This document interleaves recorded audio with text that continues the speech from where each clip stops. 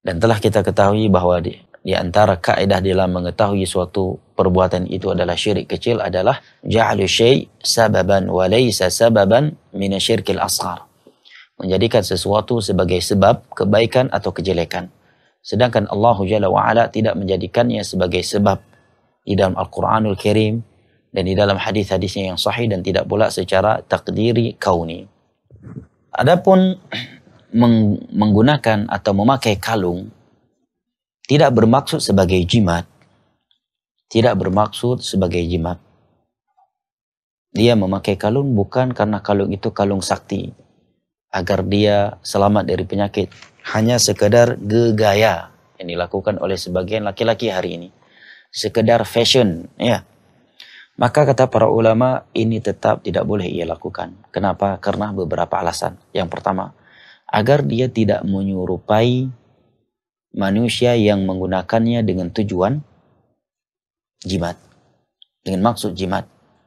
Dan kita di dalam Islam dituntut untuk tidak menyerupai orang-orang yang melanggar agama Allah Jalla wa'ala di dalam penampilan kita. Am naj'alul ladzina amanu wa 'amilus salihati kalladzina ajramu. Apakah mungkin kami menyamakan orang-orang yang beriman dan beramal saleh dengan orang-orang yang melakukan dosa?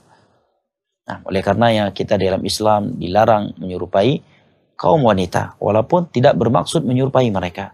Selama penampilan yang kita pakai, yang kita lakukan tersebut adalah penampilannya kaum wanita, identik dengan kaum wanita, walaupun tidak ada niat untuk menyerupai kaum wanita, itu sudah terlarang di dalam Islam. Walaupun dia memakai emas, tidak bertujuan untuk menyerupai kaum wanita, itu tetap terlarang. Ya. Dia memakai pakaian yang identik dengan kaum wanita, walaupun tidak bertujuan ingin menyerupai wanita. Demikian juga penampilan yang itu identik untuk orang-orang kafir, walaupun tidak berniat untuk menyerupai orang kafir, itu tetap terlarang. Makanya para ulama menyatakan kalung ya, dan gelang bagi kaum laki-laki, walaupun tujuan mereka bukan untuk menjadikannya sebagai jimat, tetap mereka dianjurkan lebih selamat, bahkan tidak boleh menggunakannya. Kenapa? Untuk tidak menyerupai orang-orang yang menggunakannya sebagai jimat. Yang kedua, agar tidak menyerupai kaum wanita. Karena penampilan yang seperti itu adalah penampilannya kaum wanita. Nah, kegagahan seorang laki-laki itu bukan pada kalung yang ada di lehernya.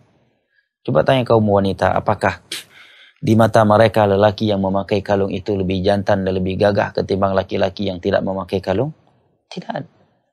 Sama sekali tidak ada sisi bagus ya, dan indahnya kalung untuk bagi kaum laki-laki ya. Untuk kaum laki-laki.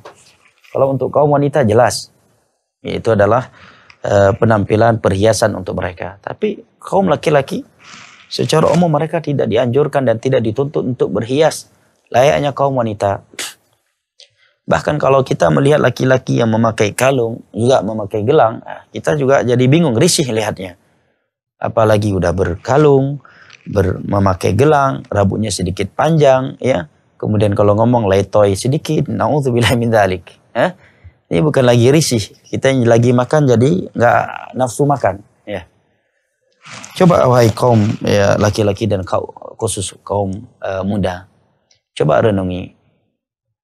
Coba pikirkan dengan hati yang bersih, kira-kira apa manfaatnya menggunakan kalung? Apa manfaatnya?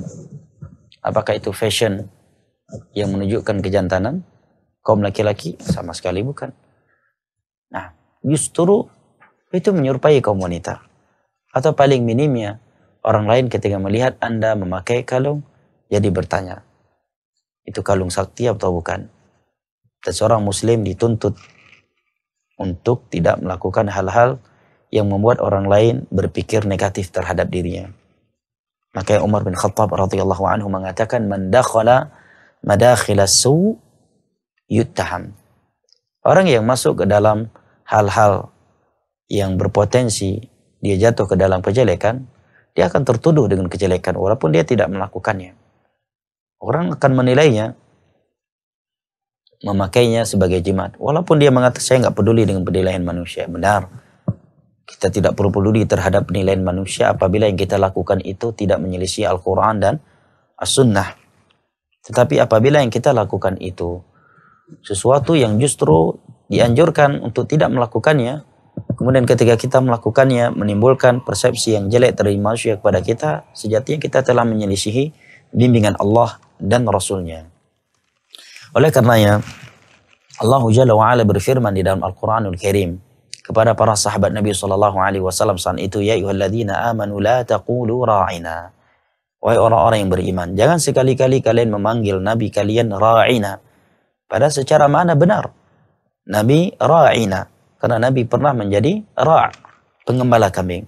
Tetapi karena kalimat itu digunakan oleh orang-orang Yahudi untuk merendahkan Nabi kita SAW, maka para sahabat Nabi dilarang memakai kalimat tersebut walaupun dengan tujuan yang baik dan bukan dengan tujuan menghina Nabi SAW.